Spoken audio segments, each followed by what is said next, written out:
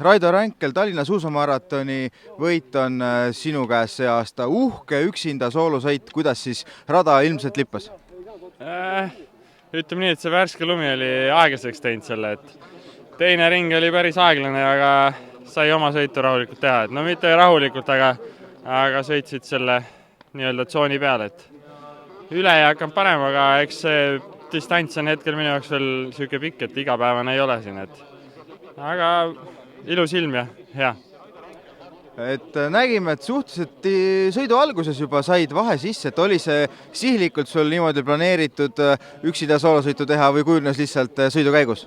Ei, tegelikult ma tahtsin üsna rahulikult täna võtta, et alguses Taavi Lehemaa vedas päris usinalt, siis vedas ka Mart Kevin Põllust, aga siis Mart andis ohjad mulle ja ma mõtlesin, ma ka korra vean ja siis järsku oli vahe sees.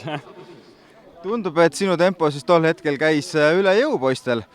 No tollel hetkel järelikult küll jah. Ma korra mõtlesin, et ma ootan nad veel järgi, et siis teine ring kunagi, aga siis mõtlesin, et ei tea, mis see suus teine ring teeb, et oligi teine ring, tegelikult suuski oli päris tiuka, et see värske ja lahti sõidetud lumi ega väga ei libisenud, et ma arvan, vahuril libisesid tunduvalt paremini mu teised suusad seal. No nii ta on, et eks iga ring ongi ringisõidu peal erinev, et kui sul ikkagi pea 500 suusatajat läbi läheb, siis olud muutuvad päris kardinaalselt. On tore ka kodus niimoodi võistelda koos Eesti teiste suusatajatega, et kui sul parasjagu mujal võistlus pole? Ikka on hea kodukamaral ka võistelda, et selles suhtes need maratonid on hästi korraldatud ja eriti kui niisugune hea ilm satub, et siis on ikka jah mõnus.